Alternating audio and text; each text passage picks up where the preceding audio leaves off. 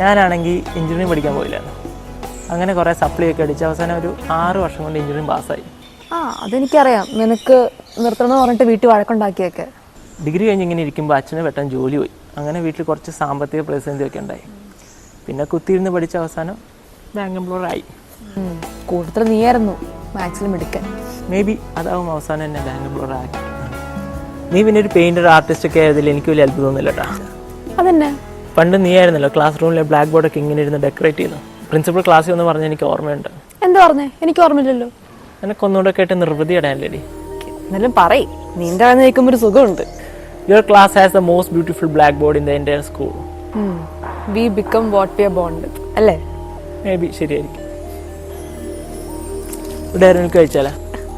എന്നാടാ നോട്ട്സ് ഏൽപ്പിക്കാൻ വല്ലതാണോ? അല്ലടി, ചുമ്മാ ഒരു പഴയ നോസ്റ്റ്. പണ്ട് പലർക്കും ഡൗട്ട് വരുന്നുണ്ടായിരുന്നു നീ എൻ്റെ ഗേൾ ഫ്രണ്ട് ആണോ എന്ന്. ശരിയാ, എനിക്ക് ടെൻഷൻ ഉണ്ടായിരുന്നു അവസാനം നീ എന്റെ തലയിലാവോന്ന്.